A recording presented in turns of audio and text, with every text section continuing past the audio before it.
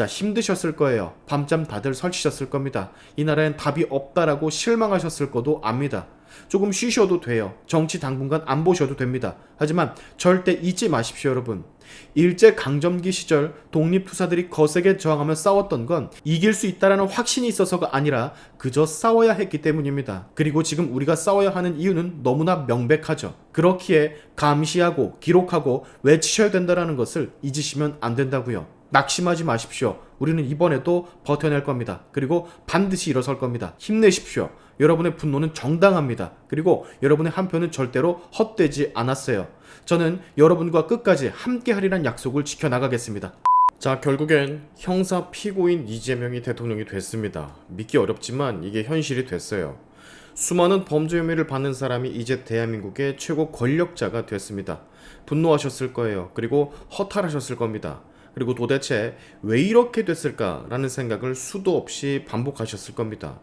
그러나 이런 결과는요, 갑자기 닥친 것이 아닙니다, 여러분.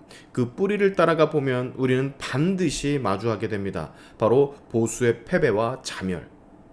자, 이번 선거 숫자만 보십시오. 이재명 49.42%, 김문수 41.15%, 이준석 8.34%, 표만 합치면 49.49%, 이재명보다 0.07포인트가 많습니다. 이 말은 이재명을 선택한 사람보다 이재명을 선택하지 않은 사람이 더 많다라는 얘기예요. 물론 이준석 후보 지지자들이 전부 김문수 후보에게 갔을 거라는 보장은 없고 그렇지도 않았을 겁니다. 하지만 적어도 이렇게 허탈하지는 않은 박빙의 싸움은 만들 수가 있었죠. 승산이 없는 싸움은 아니었을 겁니다. 하지만 우리는 그전 단일화에 실패를 했어요. 누구는 물러설 수 없다라고 했고 누구는 양보할 수 없다라고 했습니다. 그 결과 둘 다 진 거예요. 그리고 그보다 더 중요한 건 그 과정 자체가 국민들에게 신뢰를 주지 못했다라는 점입니다. 아울러 모든 것의 시초, 이 혼란의 시작은 결국 윤석열 대통령의 계엄령 사태로부터 출발한 것이라는 걸 여러분 절대 잊으시면 안 돼요. 이제는 말을 해야 됩니다. 이번 대선 과정에서 내부 혼란만 일으키던 낡은 보수, 권시영제를 비롯한 날뛰 낡은 보수들은 이제 그만 퇴장을 해야 될 때입니다. 정치는 적정 기한마다 세대 교체가 이뤄져야 되는 시점이 있고 지금이 바로 그때예요. 보수가 기득권을 지키려고 세력으로만 보이는 순간 2030 청년들은 등을 돌립니다. 20년, 30년 정치를 했다라는 이유만으로 그 자리를 지켜온 권력자들, 그들이 국민을 대변하지 못했음은 우리는 선거 과정에서 그리고 단일화 과정에서 전부 다 목격을 했죠.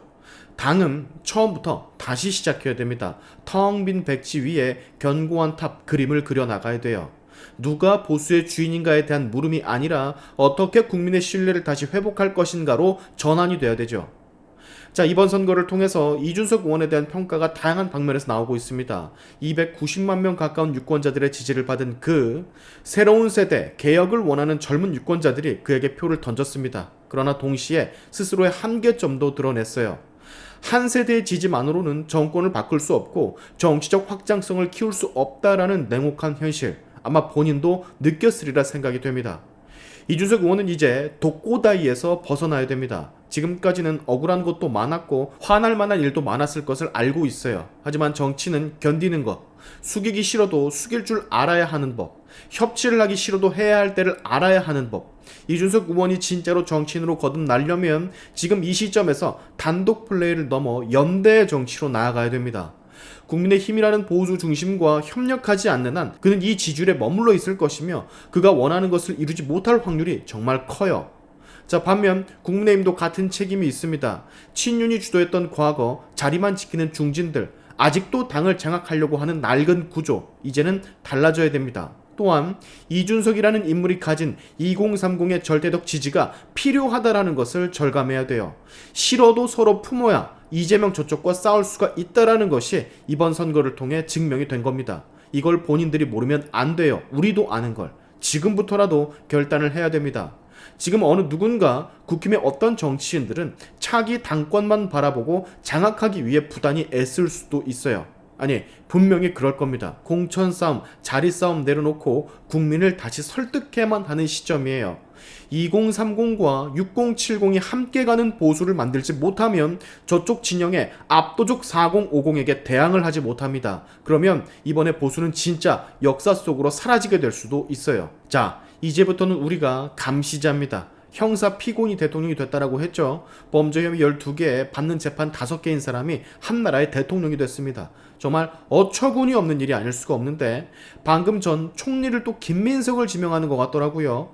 김민석의 형이 촛불행동 대표 김민웅인데 참 벌써부터 있을 수 없는 일이 벌어지고 있으니 비서실장은 강훈식이 물망에 오르는 것 같은데 강훈식은 사실상 비명계, 이재명과 당대표를 두고 싸웠던 인물들 중 하나입니다. 아마 그를 비서실장에 둔다라는 것은 비명계와도 즉 당 내부의 반대 세력과도 협치를 하겠다라는 뜻을 내비쳤다라 볼 수가 있는데 이 구도대로라면 정청래가 서울시장으로 진짜 나오겠는데요. 그런 말이 돌기는 했었는데 정청래가 서울시장이라 참 다음 대선을 준비하려나 봅니다. 자, 일단 중요한 건 우리는 이런 일련의 이재명 정권의 모든 것을 감시해야 됩니다. 국민이 원래 해야만 되는 일들이죠. 그리고 기록해야 됩니다. 그래서 제가 지금 영상들로 모든 것을 기록하는 거예요. 더욱더 감시하고 기록해야 되는 건 대통령이 된 인물 자체가 문제일 뿐더러 그로 인해 문재인 정권보다 더한 정권이 탄생할 수 있기 때문입니다. 비판이 사라지면 나라가 무너져요. 지금부터는 외치는 자, 기록하는 자, 감시하는 자들의 역할이 더욱 중요해진 겁니다. 그리고 저는 그 역할을 어떤 외압에도 굴하지 않고 계속해 나갈 겁니다. 자, 힘드셨을 거예요. 밤잠 다들 설치셨을 겁니다. 이 나라엔 답이 없다라고 실망하셨을 거도 압니다. 조금 쉬셔도 돼요. 정치 당분간 안 보셔도 됩니다. 하지만 절대 잊지 마십시오, 여러분. 일제강점기 시절 독립투사들이 거세게 저항하며 싸웠던 건 이길 수 있다라는 확신이 있어서가 아니라 그저 싸워야 했기 때문입니다. 그리고 지금 우리가 싸워야 하는 이유는 너무나 명백하죠. 그렇기에 감시하고 기록하고 외치셔야 된다는 것을 잊으시면 안 된다고요. 지금 걷는 길이 지옥이라면 그 한복판에서 주저앉지 마세요. 지옥을 빠르게 벗어날 방도를 찾고 싸워 나가야 됩니다. 지금 바로 주저앉으면 여러분은 지옥 한복판에서 주저앉게 되는 거예요. 낙심하지 마십시오. 우리는 이번에도 버텨낼 겁니다. 그리고 반드시 일어설 겁니다. 힘내십시오. 여러분의 분노는 정당합니다. 그리고 여러분의 한 표는 절대로 헛되지 않았어요. 저는 여러분과 끝까지 함께 하리란 약속을 지켜나가겠습니다. 오늘의 샤인튜브 여기까지 하겠습니다. 여러분의 영상 공유는 세상을 밝히는 힘이 되니까 꼭 공유 부탁드리면서 지금까지 영상이 좋으셨다면 구독과 좋아요 그리고 알림 설정까지 꼭 한 번씩 눌러주시면 감사하겠습니다. 다음에 봅시다.